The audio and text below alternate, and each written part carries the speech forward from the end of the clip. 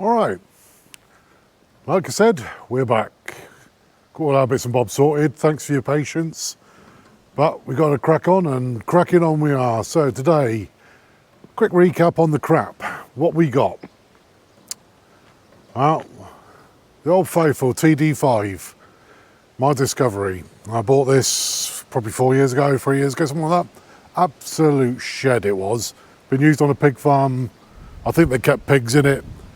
And it was rotten. It was rotten, and it still is rotten, to be fair. But it done what it needed to do, and it does what it needs to do. It's a very, very basic E model, 2.5 TD5, 5-cylinder turbocharged slug. But I say that in jest, actually, because it's probably one of the quickest Land Rovers I've ever used. And it done us proud, actually. We've used it a lot, we've done a lot with it, we've been a lot of places with it. It's done a lot of towing, and it's worked hard for a living, but it came to the end of its life earlier this year. It's just gotten tired, bless it. It's just a very, very typical old farmer's Land Rover. You can see the headlining weighed down by the mould, I think. Up there it's all just wrecked. But it was just purely a vehicle for dragging things, moving things. And yeah, that's what it's been doing. But as time's gotten on, I don't know what that stand up there. Saves me wafting it around all over the place. There we go. As time's gone on, it's gotten older and more tired, and I'm running out of things to weld to, so it's getting a bit patchy underneath now. And as you know, I decided to park it up and we moved on. But just a bit of homage to this whole thing, really. It still goes, it's still doing its job around the farm, but that's it.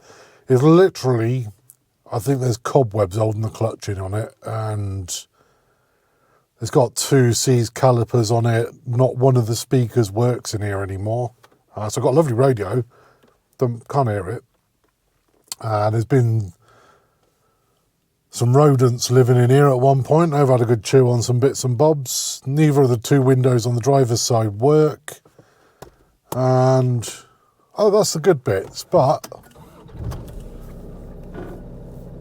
true to form, it just keeps going. I mean, I don't even know. I had to change the clocks in it. They completely blew up in there. So I don't even know how many miles it's done anymore. It's saying 169,000. It was never that many. But there's other things. The power steering pump does a pretty good impression of Chewbacca. Yeah, it's just, see if I can get it to go away without blowing the clutch up.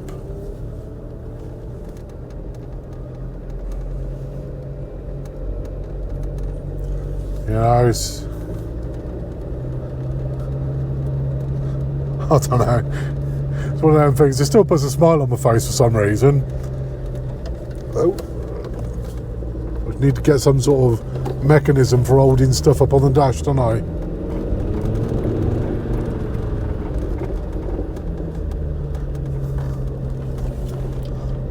But in fairness, it's rough. Let's see if I get a second. Hey, yep. She got second. I have to ignore all this. I'm actually on private land. It's our farm up here, so no worries. No danger to the public. Only public health. This vehicle was actually the birthplace of COVID, SARS, tetanus, but it still absolutely flies if you want it to. It just doesn't stop so well.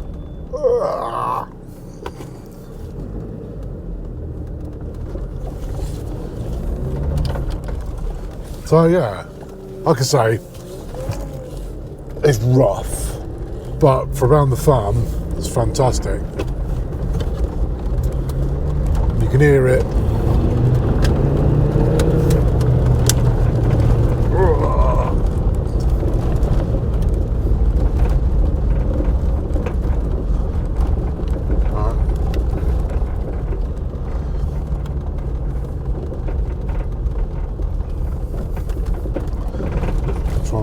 dogs. There we are.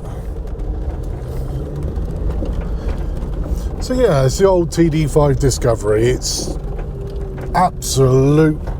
I wouldn't take my enemies out in this. It's minging inside, it's minging outside, but it makes for a good farm vehicle, and that's all it's really good for. I don't know. I will look at it another day. We'll chuck it up on the lift. We'll have a look underneath and see what state it is, and maybe they could be patched and give another year. Who knows? I think it's still got 2 weeks MOT left on it. But unfortunately for it, it's at the bottom of the list. So it actually lives. We have an old silage pit, and that's where it kind of lives, which is very sad, but keeps out of the way. There we are. But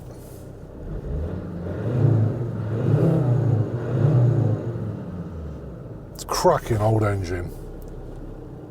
Nobody can see behind us anymore for all the thick black smoke, but in all honesty, right, you can see where it parks, big hedge down there. It is literally parked in a ditch in the side of a silage pit. I've parked this down here for 7 months, I think. And admittedly, I had to bring my jump pack down, but it did fire up and drive straight back out. Proper old school Andy. Anyhow, that's that. That's the Discovery 2 TD5E basic, no sunroofs, just mould edition. When we decided this is not really what we wanted to be cruising around anymore. Just for instance, that's the trailer I tow, my Eiffel Williams 166 16-foot tilt bed. Car trailer. Anyway, yeah, we decided this was not really what we needed anymore. Wanted to go for from a manual to an auto anyway. So we got the old green Range Rover. We'll move on to that, shall we? So that brings us on to the next in the list. So that brings us on to the next in the list, the L322. Now, you know I bought this. Hang on a minute, let's spin round. You don't want my chops in this. You know I bought this a couple of months ago. Had a few bits and bobs to do to it, but on the whole,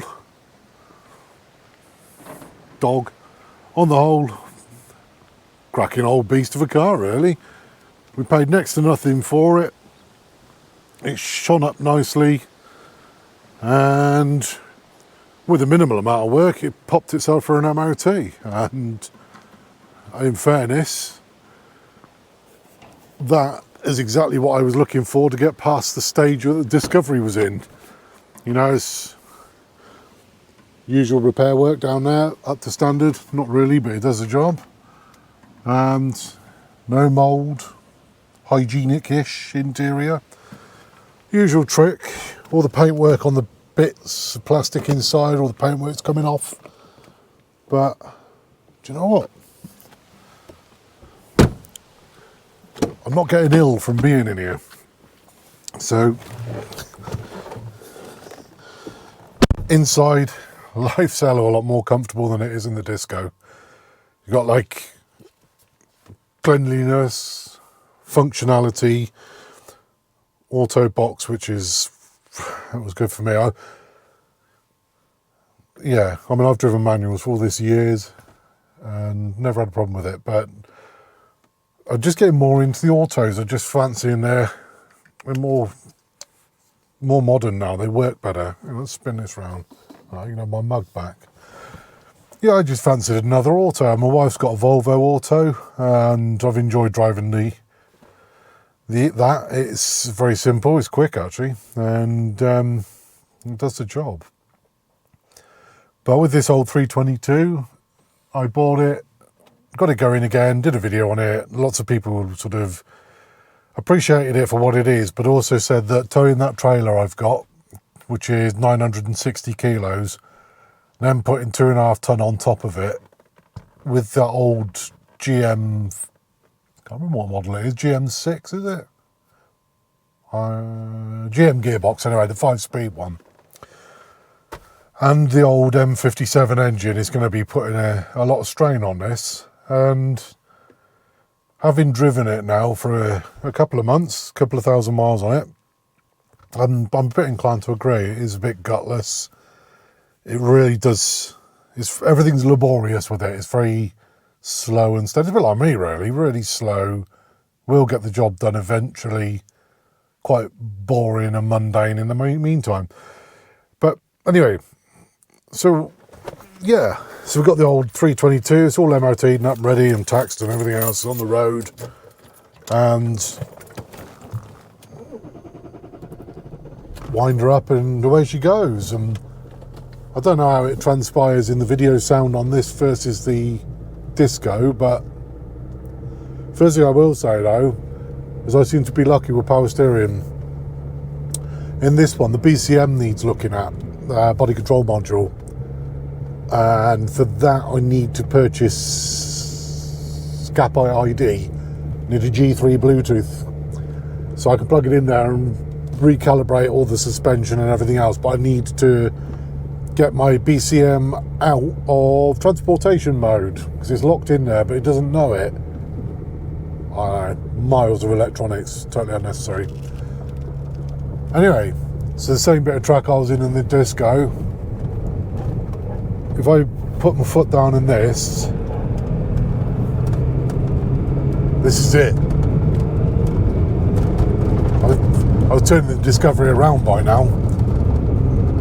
It is poor, but that's what you get from a 21-year-old straight six diesel tank, isn't it?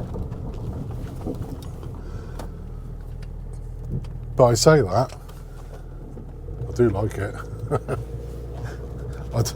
I've said in previous videos, I like old stuff, and this is old.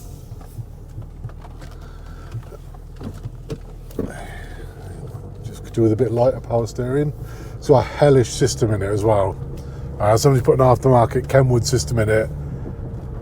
Phoenix Gold subwoofer in the boot, and upgraded the speakers in the doors. It does sound good. And the Bluetooth for the phone straight in there. It's lovely. It just does everything you want it to, except tow. It's a bit slow on the tow.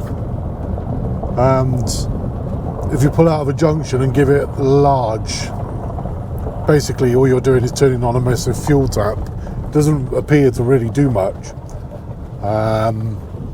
Smokes quite a lot when you do it, but in fairness to this, I do know I have got a slight leak on one of the intercooler pipes, which won't help it, will it? So I've got to be fair and honest. But anyway, when I bought this and everybody said, nah, I did say at the time, I think I might get a TDV8 as a friend, keep it company. Whilst I've had a little bit of time to myself, whilst we've been dealing with all the other stuff we've had to deal with, guess what? I'm going to reverse in here. Barking dog.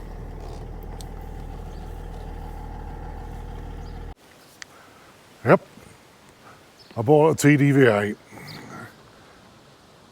which in a good way it was brilliant, great idea, but in a bad way it means I got to really evaluate my stock now, because I don't need the Disco, I don't need the green one, but we've got this.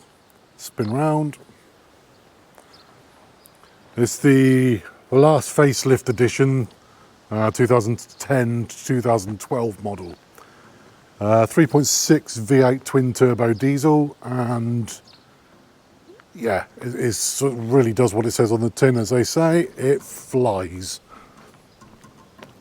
So it's a good spec as well. It's a Vogue, standard Vogue, but whoever bought it originally put a good spec on it from factory. Apart from them nasty black wheels, hold your thoughts for that one. They'll be going through the shop blaster and coming out silver. Apart from that, everything else is pretty much factory spec. There's a few little bits we want to get sorted out on it. Paintwork on the front bumper's not very pretty. The wheels, obviously, and headlights need a refresh, but that step on the side. Now I'm in two minds whether to bin the steps or get new steps. They're not expensive, so that's food for thought. But everything happens when you go inside this one, and compared with the others, it's clean, it's modernish, well, modernish. It's more modern. It's all together. It's got all the heated leather in it, and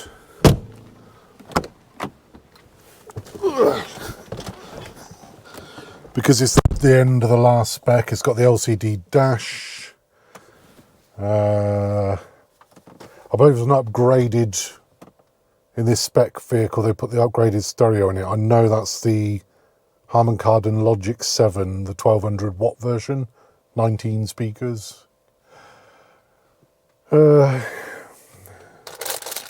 Drumstick squashies, nice. Yeah, so it's got everything on it except the aircon front seats. Otherwise, everything else is on there. Heated steering wheel, everything. It's lovely. Performance-wise, yeah.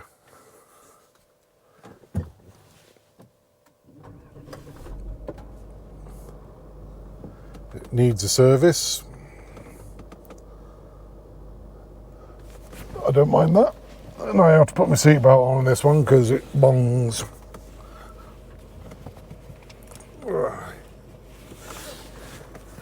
But yeah, it's got a full LCD dash in this one, so you've got all the bits and bobs that come up on it, and you can change stuff. You can frighten yourself and see how many miles per gallon you don't do, and bits and bobs like that. But driving wise, yeah, this is a whole different ball game. Apart from anything else, it sounds fantastic.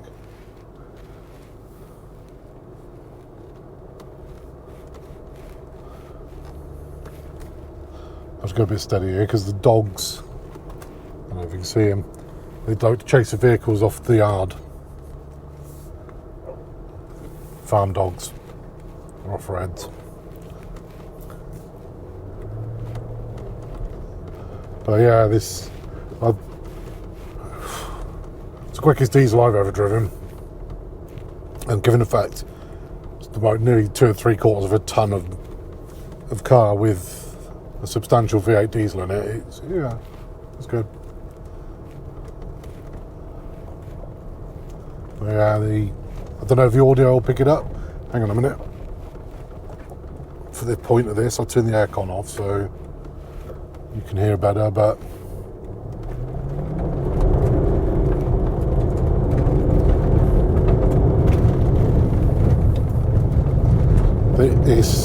that's 55 mile an hour. Just, yeah.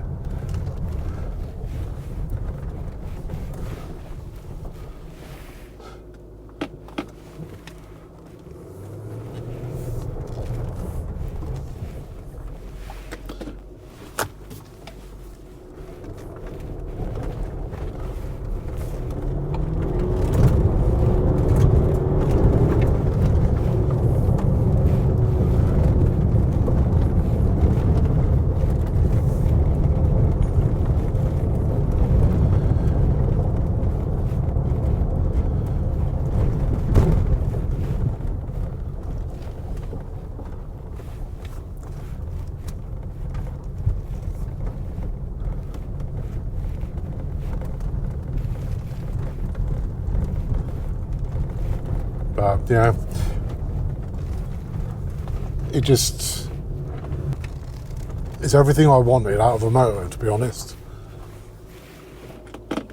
And years ago, I had a Vogue Classic, and I regretted getting rid of that once I got rid of it. More recently, about 7 years ago, I had a P38 V8 petrol. Got rid of that. Wasn't so gutted at the time. Then I've got the 322 there, and I like that. And I've got this, and this is just like phenomenal in comparison. So yeah, what to do really? I don't need 2 Range Rovers and a Discovery, and I think the Discovery's done its day, to be honest. We will check it beforehand. If we can get another year out of it, it might help someone else out. I don't know. Don't know what to do with that. The green one, I ain't had it long enough to get bored of it yet, and I can't be with just one car because sometimes we are in different places at different times. So if I get rid of that, I've got to replace it with something else. But I also don't want to be running this around here all the time. Around where we are, we're in the middle of nowhere, and it's all little tiny country lanes. And the bush rash is unreal. Scrapes up the sides. So I'm in a dilemma really. I've put myself in it, so I can only blame me, but what do I do? I suppose time will tell us the answer to that one. Anyway, you got the idea. I've got a new Range Rover. I'm obviously quite pleased with it. I've still got the old Range Rover. No stresses there. I've still got the Discovery. No stress there. Just got to do something with them all now. But we're back to it. I'll catch up with you soon. I'll bring you something more productive and more useful than me bleating on about what I've got. So, goodbye from me. Goodbye from Teddy. And we'll catch you in the next one. Thank you very much. Did I almost forget you, boy? That's the 2 farm dogs, bless them. Cookie!